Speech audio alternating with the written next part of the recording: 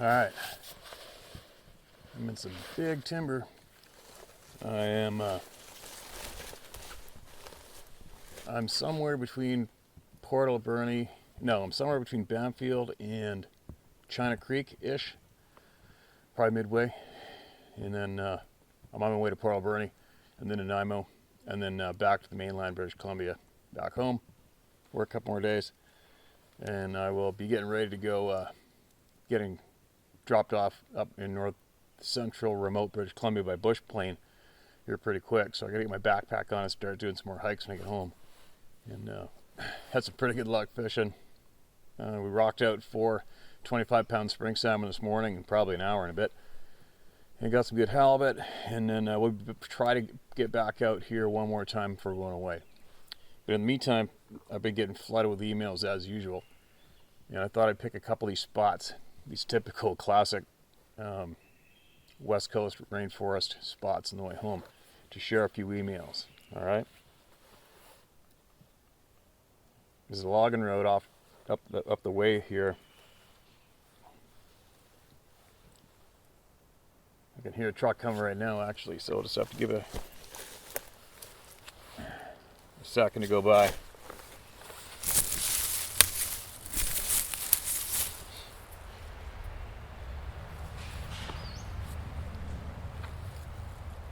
And please don't, for all of you people, the handful of people there that flood me emails with circles all over screenshots of where I'm standing, just don't do it, all right? I don't even look. All right, appreciate the concern, but I just don't look at that stuff. Okay, listen to this. Hello, Steve. First off, I wanted to thank you for providing a site for people to share their encounters safely and without ridicule or doubt. Thank you. And you are very welcome for that. It's not a hard thing to do, really, I swear. Second, I have to mention my condolences to the loss of Mr. Macaroni. Being raised on a ranch, I know the attachment one gets making with his horse. My name is Rich Williams. Please feel free to share my name, as I don't care if anyone doubts or scoffs my story. It's true and real, and I don't give a rat's ass if they don't believe me. Right on, Scott. Thanks for coming forward and using your name. As you'll find out shortly, it's quite painless. And I especially appreciate your condolences for my loss of my best friend there. I really appreciate that. And I appreciate all you other people out there who have made mention about the loss of my horse. I was just thinking about him, driving along by yourself. I was just thinking about him the last half hour, coincidentally. Now, a short background of myself. I am 58 years old and was raised on a cattle ranch, third-generation cowboy, riding horses and working cattle every day. Raised living and working in the outdoors. The person gets to know tracks and sign, as well watching animals and their daily habits. I'm also a Navy veteran, stationed in Japan for 4 years during the Iran conflict. I was raised a hunter and fisherman, and still am to this day, mostly deer, elk, and black bear. My encounter happened in the 2007 hunting season in Washington State. I was hunting black bear with my friend Mike. We were south of the Yakima Nation and north of Golden Dale, approximately 5 miles west of Status Pass, below Mount Adams area. We had an early start and split up to cover more country. We also had two-way radios in case we needed each other. I'd hunted all day, lots of sign, but no bears. As it was getting late, I started back to my truck, which is at least a mile away. About halfway back, I heard this crazy scream. / howl that I'd never heard before, but I thought it had to be a bear. I got excited, set up ready for the shot. The screams sounded like they were coming from about 50 yards away, due west of my location. I was using a stump to set up on. I listened to these screams for about what seemed like forever, but in reality it was probably 4 or 5 minutes. Actually, 4 or 5 minutes in wildlife time is days, really. Then they started to sound like it was moving away. This whole time I was thinking it was the craziest scream I've ever heard, incredibly loud, and also sounded like the trees were breaking. As the sound was fading, I tried to mimic it. When I did, the screams came back louder and it sounded pissed off. I mimicked it again. This time another scream erupted from approximately 50 yards due north, so now 2 are screaming at me. I called Mike on his radio, telling him to get his ass to where I was, telling him there was multiple bears here. He gave me crap saying BS. He showed up, I waved him to where I was, just as 2 screams happened again. He ran up and got his rifle ready. His first response was, "What the hell was that?" I said, "I don't think it's bears, but I've never heard that before or heard two bears screaming so close to each other." Mike said, "You scream again." So I did, but here's where it really gets scary.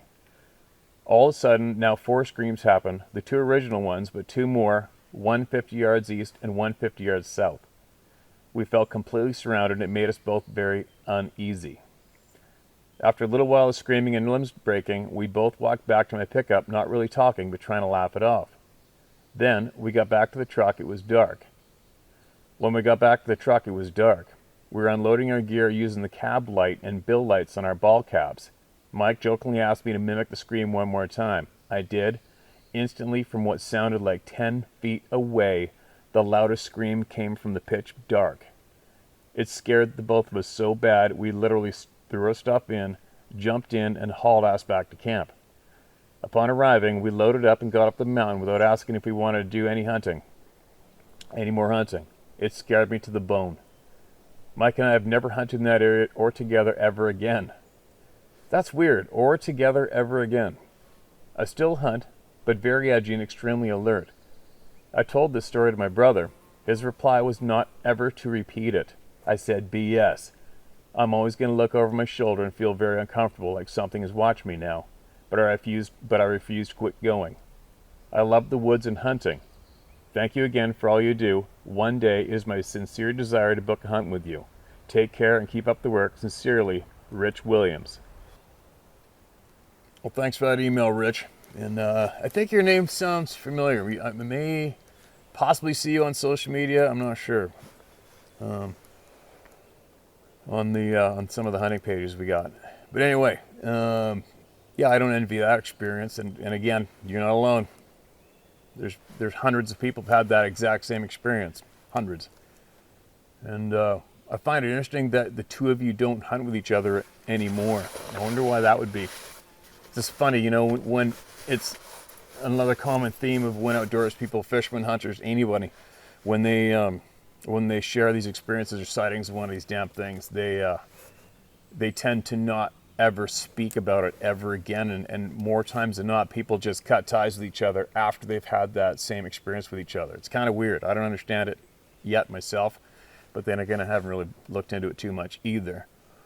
But it's definitely something to think about, right? It's kind of odd. But anyway, the key to this is for everybody to keep talking about it openly. That's key. The key is to keep intelligent people in your circle and speak to intelligent people and learn honest truth. Don't even think about mainstream media. Mainstream news media is never, ever, ever going to speak about this openly or in a serious, matter-of-fact tone. I strongly believe there is no true, real, intelligent people involved in any mainstream news outlets. There just isn't. So you gotta kick them to the side and just discard them and stick to the community, which is every single human being on the face of the planet, and especially the ones who have an independent way of thinking and are intelligent and can take in all of this information and process it somewhat and work with each other to come up with some answers. And again, for all you people out there who get frustrated with me sharing these emails, I hope you are listening and realize that 99% of these people emailing me are just like you, and they're avid hunters and as well avid anglers. Okay? So my motivation is to help do what I can to help these people, because it just really sucks to think that there are people, like-minded people out there, who are more than willing to just drop their passion for the outdoors, which is, as far as I'm concerned, dropping their passion for life and quitting, because it's very alarming, it's too scary, it's too intimidating, and it's just a shit-eating experience to have one of these experiences. All right, so do I encourage people not to go in the woods anymore and not go hunting or fishing? Hell no. It's you got to work past it. You got to keep going, and you have to rely on your sixth sense. You have to rely on your gut instinct. If it doesn't feel right, it doesn't matter. Like I've said before, in life, if it doesn't feel right, it's not right. just leave and go home and drop it. And you have to rely on your gut instincts. We were given our sixth sense, our gut instincts, and we were given them specifically for these episodes in life, okay? And coincidentally, I mentioned a book earlier for a week ago. The conservation course that I took, these very skilled outdoorsmen suggested, or were referring to a page in this book. I just got word from Sarah the book's at home, and I can't wait to take a couple pages out of that book that I was 100% interested in and sharing them with all of you in a video not too far off from when I get home. And it's going to help put some major serious pieces of this puzzle together for you all, okay? But anyway, on that note, I think what I might do is tempt some more possible wildlife sightings or sounds, and I'm gonna go deeper into this timber patch with the camera gear and record up another email. So there you go. There is another one.